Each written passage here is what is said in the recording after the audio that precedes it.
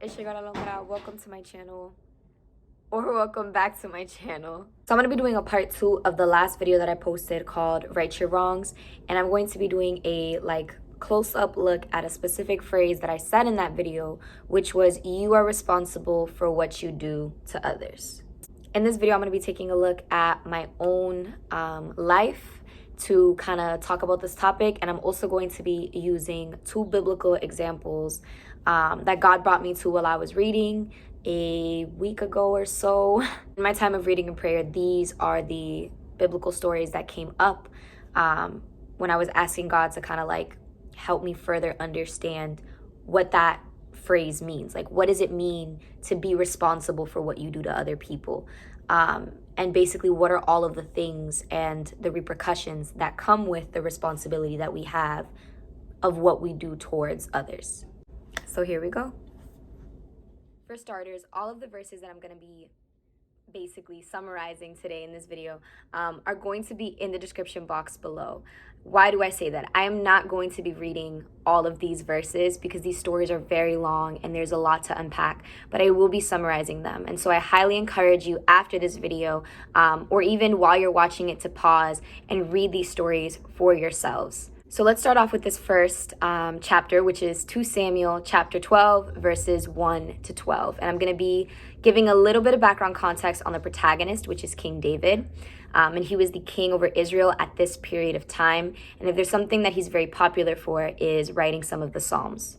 So in these verses, the prophet Nathan, who was a prophet in Israel at that time and also an advisor of King David, goes to rebuke King David for something that he did wrong, based upon what the Lord had put in Nathan's heart to speak. What is it that King David did wrong? Well, before chapter 12, David basically saw this really beautiful woman. He slept with her, he got her pregnant. But he knew that this woman was the wife of one of his soldiers named Uriah. I think I'm pronouncing it correctly. I have the name here. Uriah. Uriah. And Uriah was a very faithful, loyal soldier. And we can see that even in that chapter, when David was trying to get rid of him and get around him, he was like, no, I can't leave my post. I can't leave my post, right? I can't leave my position. He demonstrated a lot of loyalty to his, to his position, to the king, to the nation. And so when the king realized that he got this woman pregnant, to basically get rid of Uriah, he sent him to a part of the battlefield with the strongest soldiers to make sure that he got killed, and he did. This story completely breaks my heart because David destroyed this family completely, right? He killed this man.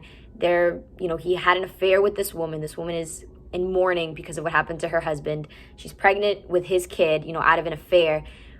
Craziness. So the Lord had given Nathan a story that was basically symbolizing, or it was symbolic of what happened between David and Uriah and what he did to Uriah. I'm not going to go through the story itself. I'm just going to tell you the meaning of the story, and Nathan himself also explained it. Through the word of the Lord, speaking through him. And God was like, I gave you everything, David. I gave you absolutely everything, and you did evil in my eyes. You completely destroyed this family. You took the only thing that this man had, right? You completely destroyed this man's life, his physical life. You murdered him, and on top of that, you destroyed his family. You destroyed what he had, what he built. And so the Lord tells David, and in that same way that you brought chaos and destruction to this man's house, I'm going to bring chaos to yours. Not only that, he tells David that in the same way that he slept with Uriah's wife, in broad daylight, someone close to him was going to sleep with his own. So it's interesting because then in verse 13, Nathan tells David that he is forgiven, right? That he is forgiven for his sins, but that he still has to pay his consequence. And not only did he have to pay the consequences that the Lord described, but the son, as in the son that he had out of the affair, was also going to die as a result of what he did. And David actually fasted for a while and prayed, just to see if God would have mercy on the boy and would allow him to live. And God did not. God was like, no, it's not that God had anything against the baby. It's not that. It's that God had something against David. A child is a blessing, right? Why does David deserve to be blessed with a child, with any type of offspring, when he just destroyed this man and this woman's possibility of ever having their own, when he just destroyed this man's household? Why should he add to his household when he just destroyed somebody else's? So this is the first lesson that we see here. Even though God forgives our debts, that doesn't take away from the consequences. That doesn't take away from accountability and justice being served. Our disobedience has a response from God. There's a verse that says that God disciplines the children that he loves, right? He's going to correct you if he loves you. And he really loved David. At one point, he says that David is a man after his own heart. And it's interesting that the man after his own heart would do such a horrible thing in God's eyes and cause complete division and chaos over someone else's house. And so if God did not liberate or allow for David to walk free, basically, as a result of what he did, even though he loved David, what does that mean for us? Even though he gave David everything, right? He still had to pay for his consequences. And not only did he have to pay for his own consequences, his consequences leaked and seeped into his household. Same thing that he did to this man's household, God allowed to be done to him. And so we see that later on in chapter 13, when one of David's sons rapes his sister, and it brings complete division to the house. His other son, Absalom, kills his brother who raped his sister, then flees for like 3 years. Then when he comes back, because somebody else told David, we know you miss your son, call him back. They didn't even reconcile right away. And even when they did, Absalom still had rebellion and hatred nurtured really deep in his heart. And that hatred was being, nursed and nursed and nursed throughout these years. And then he just plotted an uprising against his dad. And that prophecy that God had said that, someone close to you is going to sleep with your wives in broad daylight is exactly what happened. Absalom went up to this rooftop and slept with these man's wives right in broad daylight in front of all of Israel. And so all of this chaos is happening in David's household, and it's bad, it's nasty, and it is ugly. And every single time you just see David just reacting in distress, and in mourning and furious. But what can he say, right? He already knows that God told him, you're going to pay for what you did. So all of this chaos that happens in these next chapters is literally just based upon what David had done to this man in his household. So we see that when we do things to somebody else, sometimes the consequences and basically the price that we pay doesn't just transfer over to us, but it also can transfer over to our family and our friends, the people that we care about. So I have a really short testimony about, me having to pay a price for something that I did. And this is back in freshman year. And I briefly mentioned this in the last video. So I basically met this guy, and one of my classmates at the time, she introduced me to him. He was related to him in some way. And so she left us alone, and, we went a similar route home. And I did already recognize him because I had seen him going home before. And we always kind of sometimes we looked at each other, but we didn't say anything. So this is the first time that we were talking, whatever. But I had this very deep knowing in my heart that my mom was going to find out. But then I saw two people that know her got off the train, were walking towards us, and were looking at him and looking at me. And I was like, and I didn't say it out loud, but I said it in my head. I was like, that right there is going to cause a problem. And I felt it so deep in my spirit. I was like, that right there is going to cause a problem. I know I'm doing something wrong. And so he actually also knew those two people. And I was like, this is going to be even worse, right? And so in trying to cover up this, right, even though it wasn't a mistake, I didn't do anything with him. I didn't, but my mom was very strict, right? And she didn't want me talking to boys. She didn't want me, flirting and whatever. So she was going to flip, honestly. And I didn't know how these two people were going to tell the story, right? Maybe they see something from their eyes when something completely different happened in mine and in his. For me, I was like, I got to get rid of him somehow, right? I got to get rid of him somehow. Plus, he was moving too fast and I had just met him. So I was like, Like, I got to get rid of him. So I came up with all these excuses to try to get rid of him. And when he wasn't listening, I just like ghosted. And I just deleted him off everything and blocked him and just completely ghosted as though he never existed. And if I saw him in person, I would pretend like he was a ghost, like I didn't know him, like he wasn't there. This may seem like a really simple occurrence, but to God, I did something very, very wrong. And I understood like later on, 2 years after, how much that moment actually meant to the Lord, because not only am I important to God, right? You're important to God. And so that young man was also important to God. And even though that young man wasn't really serving God at that time, and I also was kind of lukewarm, right? God was working, he was doing a work, right? And so I did offend that person. And later on, I realized how much I did. Asking God, I was like, I know I did something wrong, and I'm sorry, and I want you to give me the opportunity to right my wrong when I'm more spiritually mature. And that I mentioned in the other video. But the other side of this story is that I had to pay my price. About a month or two later, I started talking to this guy. And he was someone that my friend, a different friend of mine, introduced me to. And I was like, no. Like, I don't want to talk to this person. I don't want to talk to them. Like, he had introduced me to him, like, beforehand. But I was like, no. Because of something weird that this person did. And I was like, not to me, but just in general, I was like, I don't know. But I did end up speaking to this person. This person ghosted me. Not only did he ghost me, but then he started posting all these crazy things on social media that were like directed towards girls in general that he was talking to, and that he didn't care about them, and all this craziness. And I was like, I was going through one of the hardest points in that time of my life. Like, I had just lost my aunt. My grandmother was sick. I was like over the moon, infuriated. But something just planted in my heart. Like, even though I was going crazy and I was like really angry and really frustrated by the situation, something deep was planted in my heart. And it was like, what you did to that other kid, I allowed to be done to you. And I was like, no, you didn't. I was like, no, you didn't. And I'm like, but this is kind of worse, because all I did was ghost that person. It's not like I, spoke bad about them, but I did. I spoke bad about them in front of my friends. I wasn't posting about him, but I spoke bad about him among my friends and with people that I knew. And I made fun of this kid, right? In the same way that I know that behind closed doors and then, on social media, this other dude was acting crazy.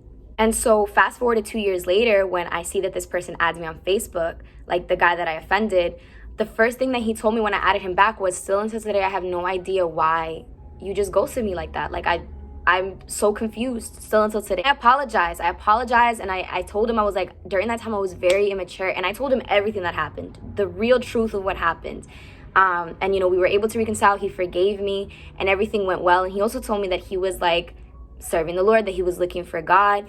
And I was like, wow, God. And I was like, you really bring everything full circle, because, I don't know what work God was doing in that time with that kid. Maybe God was trying to do something with him and I interrupted it because I did something to him that offended him, and maybe it reminded him of something else. Like, I don't know, because I don't know that person's situation and I don't know their heart. But what I do know is that God was like, you really messed up. You messed up in my eyes, because you're not supposed to be hurting people. You're supposed to love people. You're supposed to show people how I am. But on top of that, you interrupted and offended whatever it is that I wanted to do with this young man, because you were being selfish and because you wanted to do whatever you wanted. So the second story that God took me to was Job 42, chapter 42, verses 7 to 10, right? And it's Job and his friends. And Job went through so much in the Bible. His story is really hard to read, and a lot of people have a lot of things against that story. But there's definitely a lot to unpack there. But in this particular section that God took me to, it's about his three friends, right? His three friends who came to supposedly console him, but ended up just accusing him falsely and causing him pain. And at one point, Job is like, you guys are miserable comforters, right? Like, you guys are just making me feel worse. And so at the end of this, God tells them that they have to actually ask forgiveness to Job for what they did, for, falsely accusing him, for offending him, and also because they spoke wrongly about God and about his character. It's funny because if you read what they said, it kind of sounds right in some respects, but they were, I guess, what's it called? They were judging Job's situation without having revelation from God about what his situation was really about. God was even like, I'm going to have you do this and ask for forgiveness, right? Because this is, this is how you going to avoid the punishment that you really deserve for what you just did. God made these three men, right, that also serve him, that also know him, humble themselves and ask forgiveness to their friend, right, for falsely accusing him, for talking wrongly about God, and for not properly consoling him. How much more do you think that he's going to make you do the same? You are not an exception. It's not just, oh, I ask forgiveness to God and it's all over.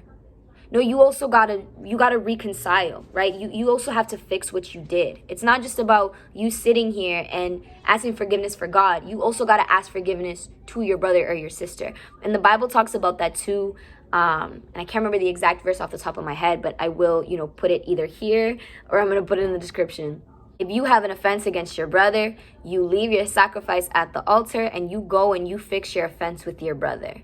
Specifically, it says if they are holding an offense against you, right? Sometimes people are going to be offended by things that you do and you feel like you didn't even do anything, right? And maybe you didn't do anything, but you still offended them. And that is a problem in God's eyes, that person is still offended and you haven't fixed it because in your pride, you're saying, no, I didn't do anything. I didn't hurt you. I didn't do nothing. So I'm not going to apologize.